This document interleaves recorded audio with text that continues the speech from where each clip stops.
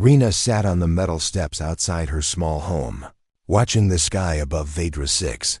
It was a strange world, full of bright moons and slow-moving ships that painted lines across the night.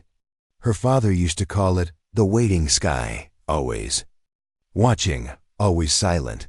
But her father was gone now. He had been a miner, strong and kind. When he died in an accident 2 cycles ago, everything changed. Rena was left with her stepmother, a woman named Nali. Nali wore fine clothes and smelled of strong perfume, but her heart was cold.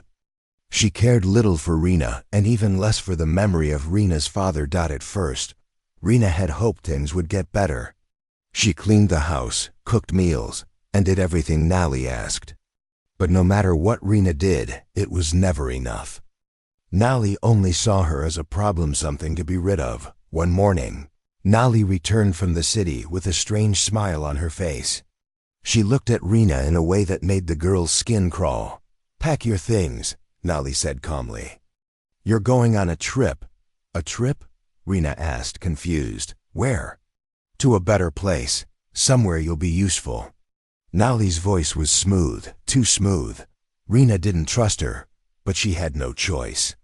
She gathered a small bag with her few belongings, an old photo of her father, a scarf he once gave her, and a small stone he brought from the mines. She had no idea that this would be the last time she'd see her home. They traveled to the trade port on the edge of the city. It was busy with aliens of all shapes and sizes. The air was full of noise, strange languages, and the smell of engine. Fuel.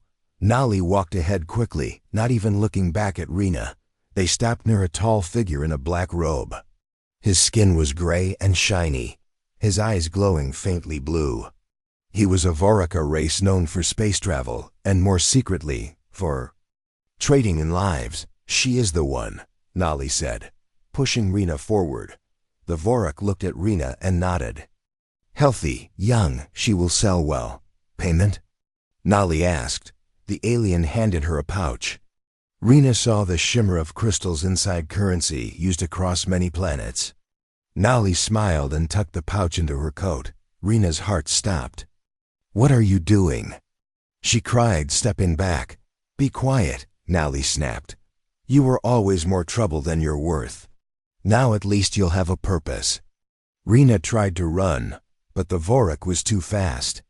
His long hand grabbed her wrist, and a thin silver band wrapped around it with a quick flash. She felt a jolt, a cold pressure in her mind. She was now linked to his control system. She couldn't move on her own. Her legs followed his steps, her hands limp by her side. Tears filled her eyes, but she didn't scream. Screaming wouldn't change anything. They boarded a dark ship shaped like a claw. Inside, the walls were cold and smooth. She was led down into a chamber where others sat, boys, girls, aliens of all kinds. All of them had the same silver bands on their wrists or necks. No one spoke. Rena sat down on the cold floor.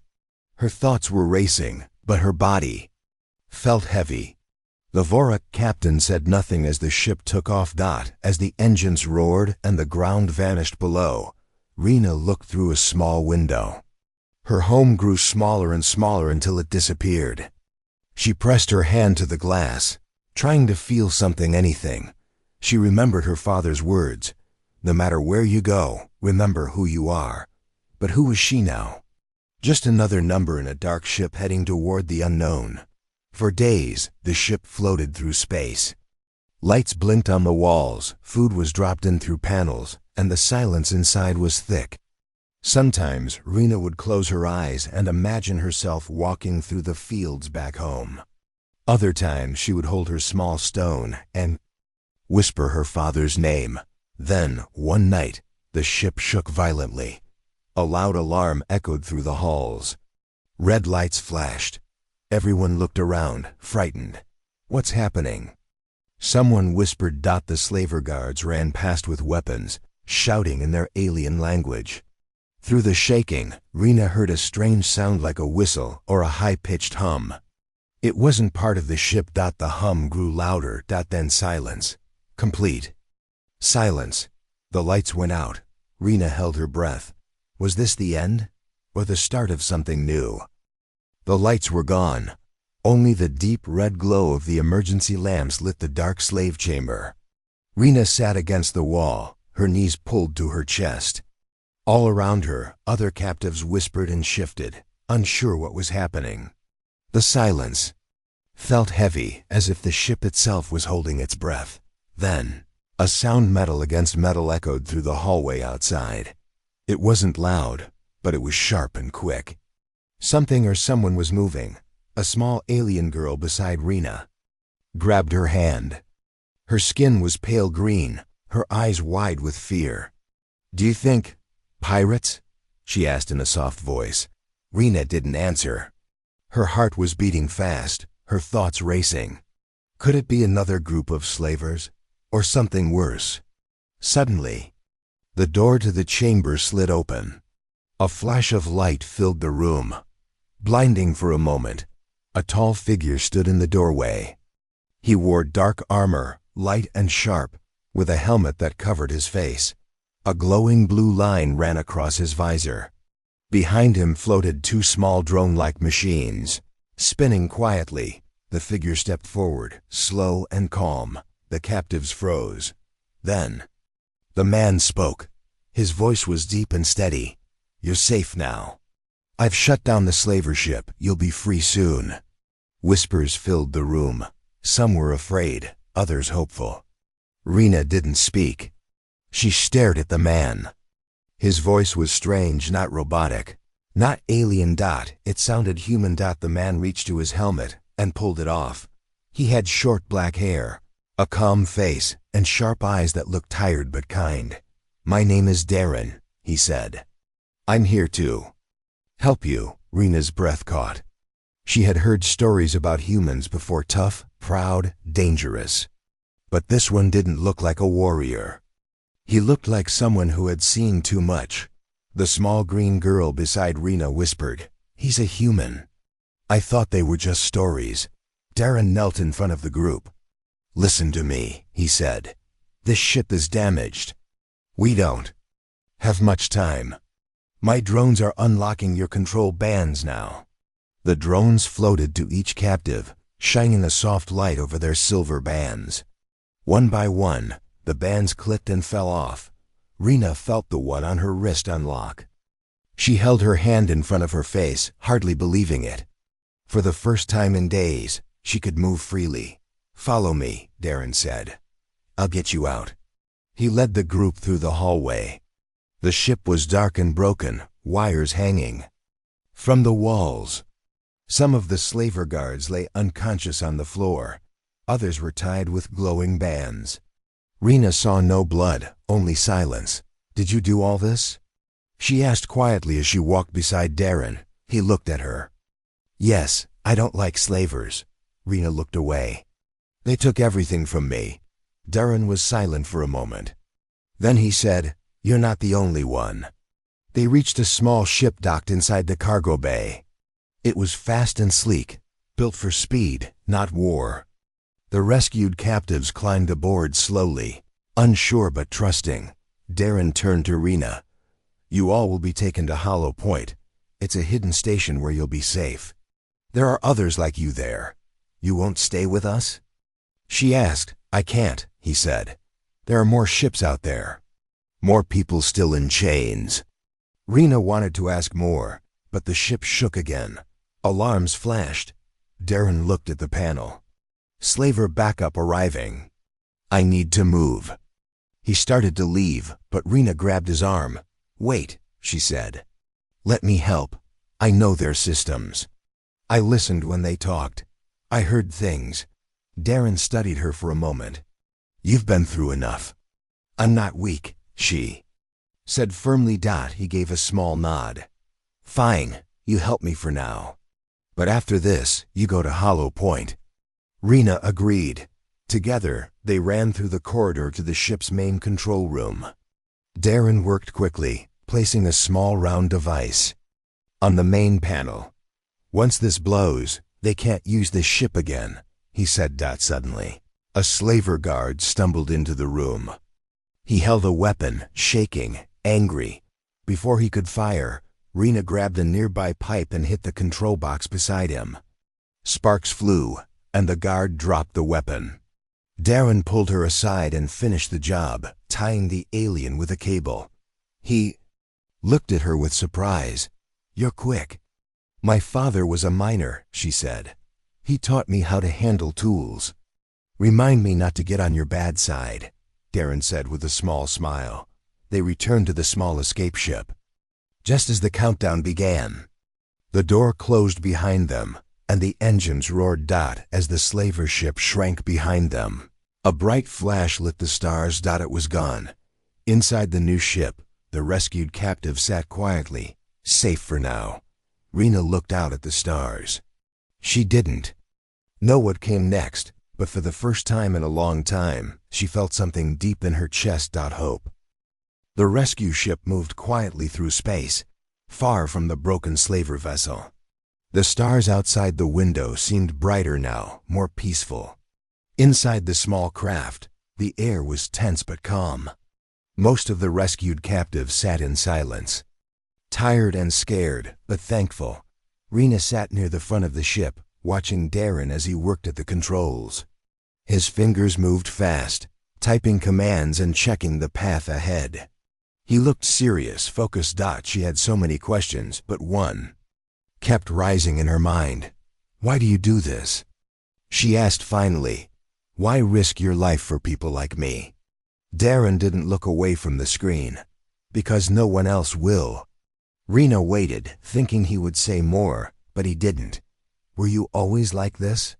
she asked softly. "No," he said. Then he paused and turned slightly toward her. "My sister was taken by slavers when we were kids. No one came to help her. I swore that if I ever got the chance, I would never let it happen to someone else." Rena looked down.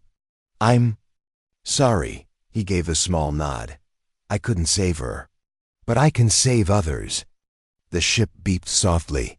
Darren leaned forward. "We're close." "Close to where?" Rena asked.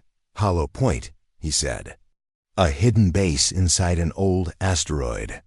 It's where rescued people go to recover and start over." Through the window, Rena saw it, a dark giant rock floating in space, with only a few blinking lights showing it was more than just stone. As they came closer, metal doors opened on the side, and the ship flew inside. The inside of the asteroid was huge, like a secret city built in stone. There were ships, machines, and people, many of them human, but others from different species. Rena saw children laughing, older ones working together, and others just sitting in peace. The ship landed gently, and the door opened. Warm light touched her face. "You're safe now," Darren said, but Rena didn't move. "What if I don't want to stay here?" she asked. Darren raised an eyebrow. "You have a choice now. No one will force you." She looked around the ship, then back at him. "I want to help you, like before. I was useful, right?" He studied her face. "You were. But this isn't a life for everyone." "I don't want to hide anymore," she said. "I want to fight back." Before he could answer, a short man with metal gloves approached. "Darren, we've picked up a signal. Another slave ship. Bigger than the last one. Looks like they're moving fast." "Where?" Darren asked. "Sector 9.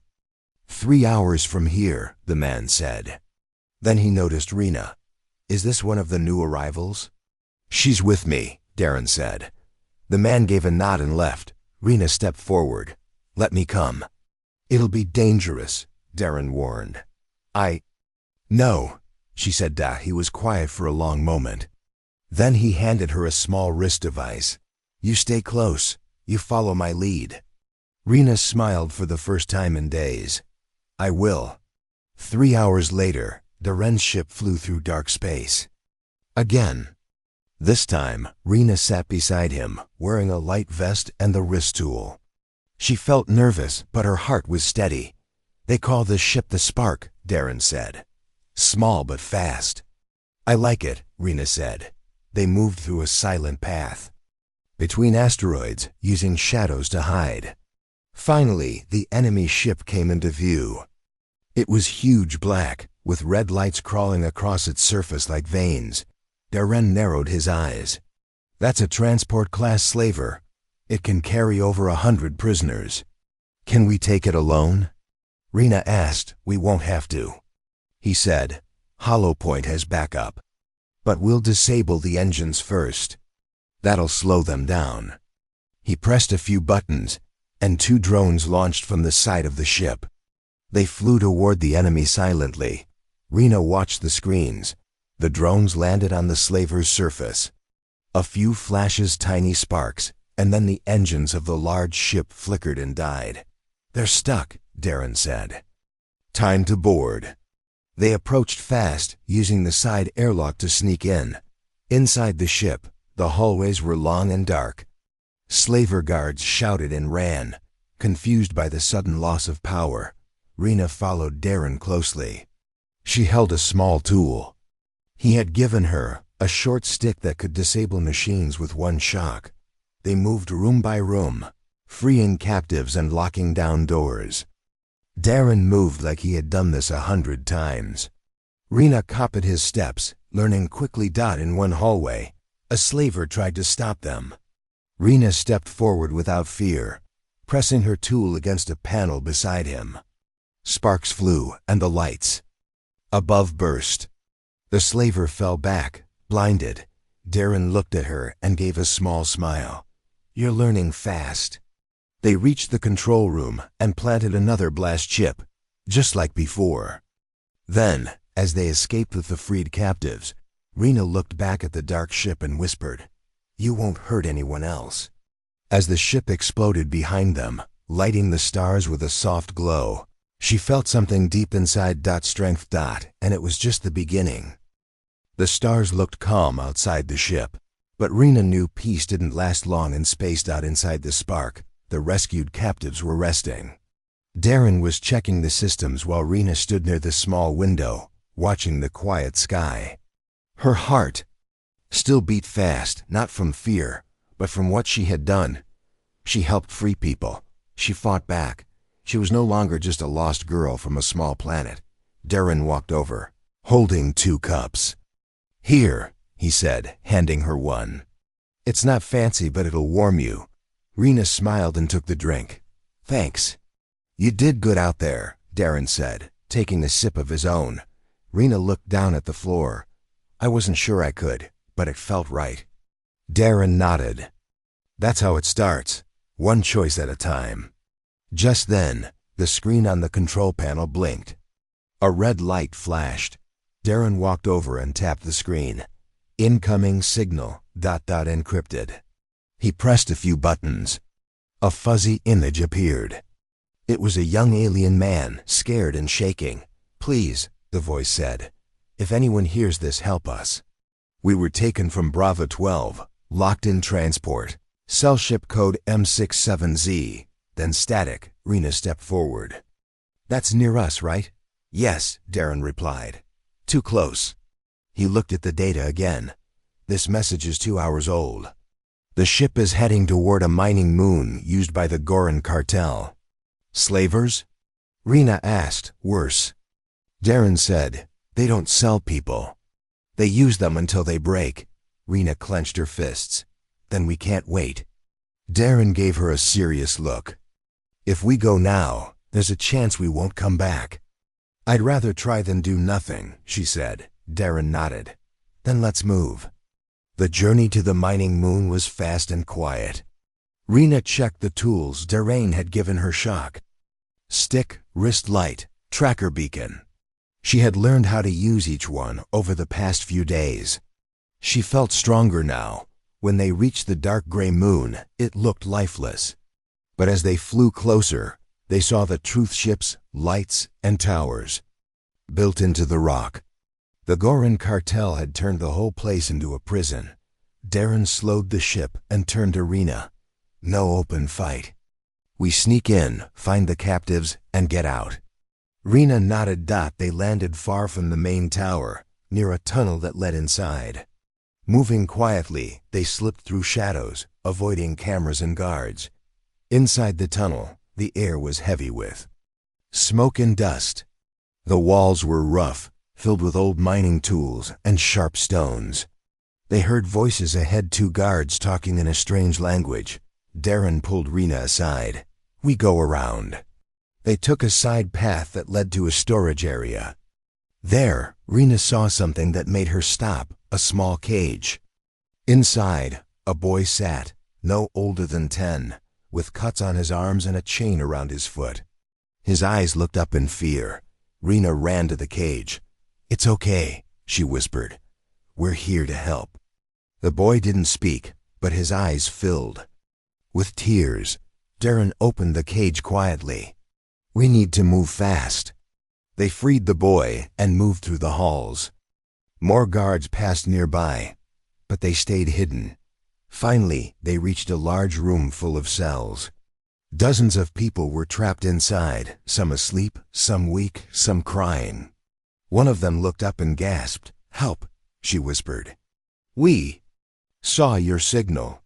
Darren started unlocking the cells with a small tool.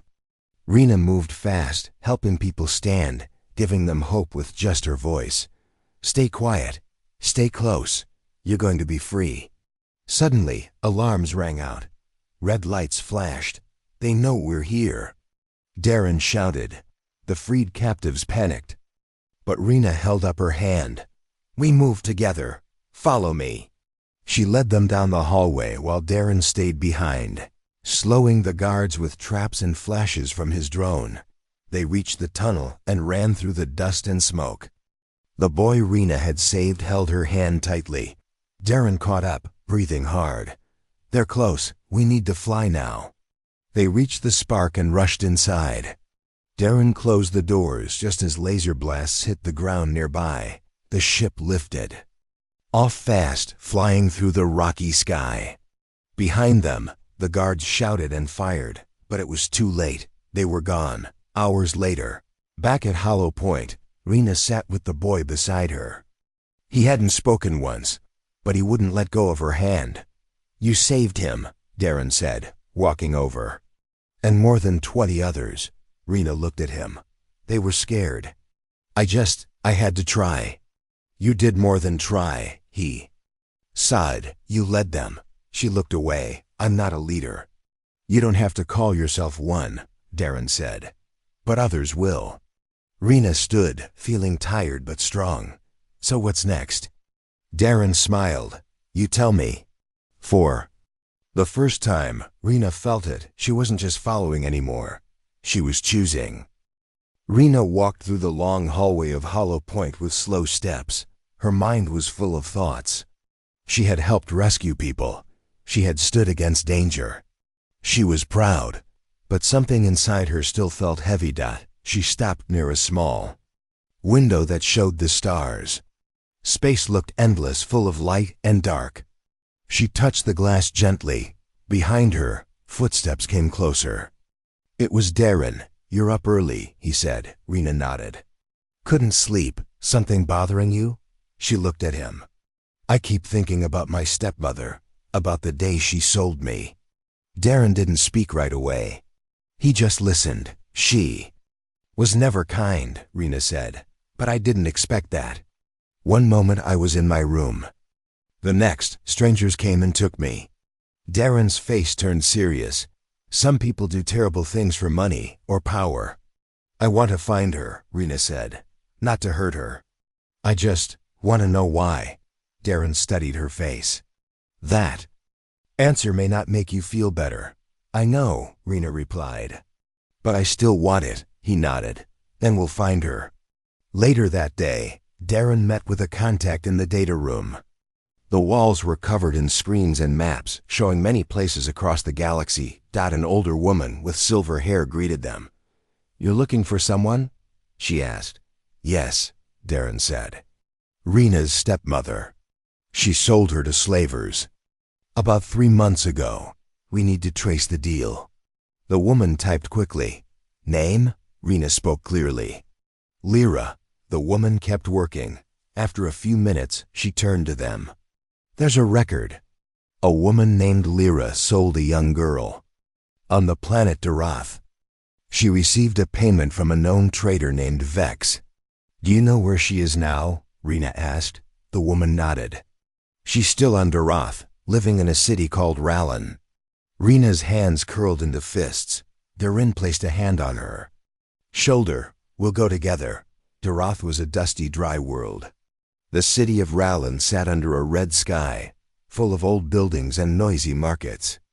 People from many species walked the streets, trading goods and shouting in different tongues. Rena and Darin moved carefully through the crowd. They wore simple clothes, hiding their tools beneath long jackets. She lives near the edge of the city, Darin said, checking the map. Not far now. As they walked, Rena's heart pounded. She didn't know what she would say or feel when she saw the woman who betrayed her. They reached a small house with cracked walls and a rusted door. Darin stepped aside. This is your moment. I'll wait here. Rena walked up to the door and knocked. No answer. She knocked again, louder. Finally, the door opened. A tired-looking woman stood there. Her eyes widened when she saw Rena. You. Rena stared at her. Hello, Lyra. Lyra stepped back. You were supposed to be gone. Forever. I was supposed to be your daughter, Rena said quietly. Lyra looked away. I did what I had to do. You were a burden. I couldn't feed both of us. You didn't even try, Rena said. Silence filled the room. I didn't come to punish you, Rena said. I just wanted to know why. Why did you think my life was worth so little? Lyra didn't answer. Rena turned to leave. You're different, Lyra said suddenly. Stronger than before. I had to be, Rena replied. Because someone believed in me. Outside, Darin waited by the corner. When Rena came out, he saw her face. You okay? He asked. Rena nodded. Yes, I didn't get the answer I wanted, but I feel lighter now. Darin gave a small smile. Sometimes facing the past is enough. As they walked back through the city, Darin's communicator beeped. He checked it quickly. We have a problem. What is it? Rena asked. Hollow Point is under threat. A group called the Iron Ring is coming. They found out we've been breaking their slave routes. Who are they? Rena asked. Old enemies, Darin said. Big, dangerous, and angry. We have to go back, Rena said. Back at Hollow Point, alarms rang across the base. Fighters flew in and out. Everyone prepared for a battle. Darin gathered the team. They're coming in large numbers. But we won't run. This is our home. Rena stood beside him, and we'll protect it. The young boy she had saved earlier tugged on her sleeve. Will you fight again? Rena knelt down and smiled. Yes, and this time, we'll all stand together. The boy nodded, holding a small toy ship in his hand. You're like the stories. Rena stood. Let's make a new story then. As the enemy ships approached, Hollow Point shone like a star in the dark. And Rena, once sold, once forgotten, stood ready to defend it. The stars above Hollow Point had changed. Where peace once floated, now dark ships blocked the light. The Iron Ring fleet had arrived, huge black vessels covered in weapons, moving like a silent storm. The air around the base felt tight, like it was holding its breath. Inside the command room, Rena stood beside Darin and the others. Screens flashed red warnings. The enemy was getting closer every second. They're scanning our defenses, Darin said. They're trying to find a weak point. Rena looked at the display. How many ships? Too many, he replied. But we have something they don't: courage and people who believe in each other. Rena nodded. Then let's make it count. Darin turned to the crew. Alert the outer stations. Power up the shield. Everyone to battle posts. All. Around Hollow Point, people moved fast. Fighters were being prepared, defense turrets charged, and shields raised. Those who couldn't fight were sent to underground shelters. Rena helped guide the rescued children into the safe zone. She knelt to the young boy she had saved on the mining moon. "You'll stay here, okay?" she said gently. "But what if they hurt you?" the boy asked, holding her hand tightly. "They won't," Rena said with a smile, "because I'm not alone." She stood and rushed back to the main hangar. Darren was waiting near his small fighter ship. "You sure you want to fly?" "Yes," Rena said. "I've been training. I'm ready." He handed her a helmet. "Then let's do this." They both climbed into their ships and took off, rising through the sky above the base.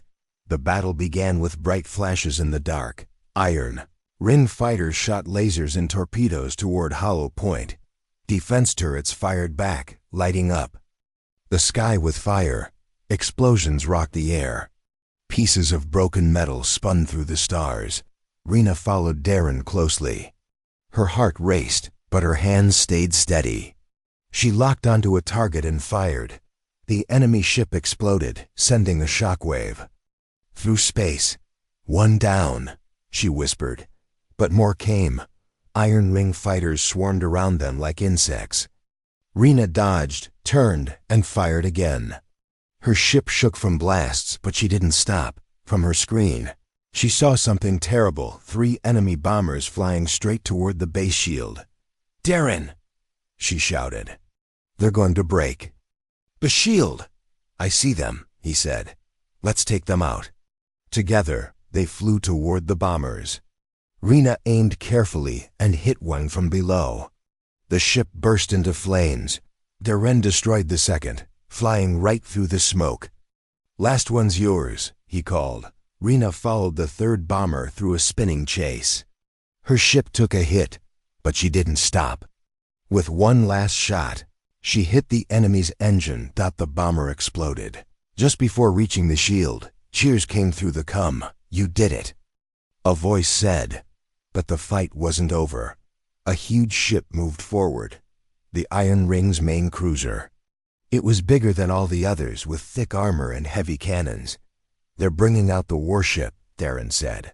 "What do we do?" Rena asked. "We hit them from inside," Darren said. "We fly close, land on it, and shut down their power." Rena blinked. "You want to land on that?" "Got a better idea?" She shook her head. "Let's go." The 2 small ships raced toward the giant cruiser. Lasers flew past them, but they kept going. Rena held her breath as she landed on a flat platform near the ship's engine zone. Darren landed beside her. They jumped out, wearing suits and carrying small M-bombs. "Once we place the bombs, we have 2 minutes to leave," Darren said. They moved through narrow halls, hiding behind pipes and crates.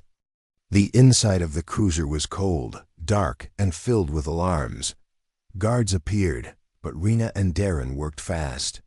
Using stun tools and tricks, they avoided getting caught. Finally, they reached the core room. "This is it," Darren said. Rena placed one of the bombs on the main power cable. Darren placed another near the engine control. "Let's go," he shouted. They ran back through the halls. Behind them, red lights flashed faster. The countdown had begun. They reached their ships and flew off just as the bombs exploded. The warship shook and started to fall. Its engines died. Its lights went out. Cheers came from Hollow Point. The enemy's strongest ship was down. The rest of the Iron Ring fleet began to retreat. The battle was over. Back at the base, everyone celebrated. People hugged, laughed, and cried. Rena stepped out of her ship and was met by the boy she had protected. "You came back," he said. "I promised I would," she replied, hugging him gently. Darren walked up behind her, clapping slowly. "You flew like a starhawk." "You taught me well," Rena said. "You've come a long way," he replied. Rena looked at the sky, now clear and quiet again. "It's strange." "What is?" Darren asked. "I used to be afraid of the stars," she said. "But now I feel like they're watching me, like I belong." "You do," Darren said. She turned to him. "What now?" "We rebuild," he said. "And then we help others like we were helped." Rena nodded. The stars no longer scared her. She was not the girl who had been sold. She was the woman who had chosen to fight, and her story was just beginning. Weeks passed since the battle over Hollow Point. The base, once damaged and tired, was now full of life. Walls had been repaired, new lights glowed in every hallway, and laughter returned to the rooms that had once been filled with fear. The people who lived there rescued children, freed workers, and brave fighters worked together to build something stronger than before. Rena stood at the edge of the landing platform, watching the sunrise over the quiet moon. Her eyes followed the golden light as it touched the towers and metal roads of the station. She breathed in deeply and smiled. She was not a slave. She was not a victim. She was part of something bigger, now something full of hope. Behind her, soft footsteps approached. It was Darren. "You always wake up this early?" he asked with a smile. "Only when I feel happy," Rena replied. Darren walked beside her. "You've changed a lot since I first saw you." Rena looked at him. "So have you." He chuckled. "Maybe, or maybe I just learned to listen more." They stood in silence for a while. Above them, small ships flew past, bringing supplies and new people to the base. One of the ships was painted with the symbol of a growing alliance, different species working together to stop slavery in the stars. "Do you ever think about what's next?" Rena asked. "Every day," Darren replied. "The Iron Ring lost their main warship, but they're still out there." "We can't stop now."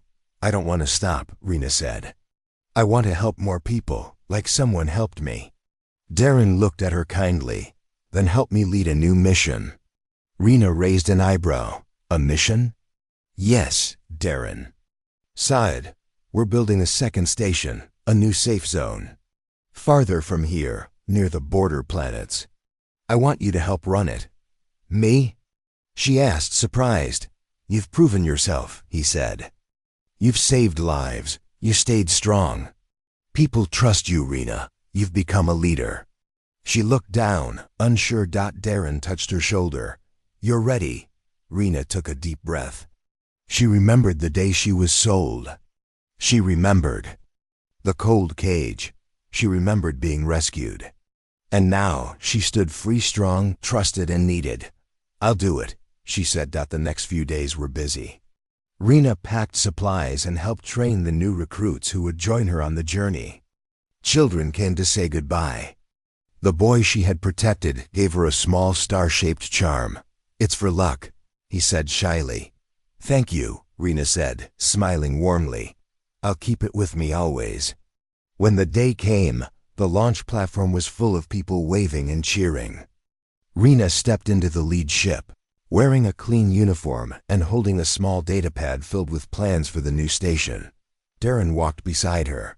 "This is your ship now," he said. "I'll visit, but you're the captain." Rena smiled. Nervously, "Captain, that still sounds strange." "You'll get used to it," he said. "And if you need me, you know where to call." "Thank you." "For everything," Rena said quietly. "You saved yourself," Darren replied. "I just gave you the chance." The new station was called Starpath Haven. It was built on a calm moon with soft winds and tall blue trees.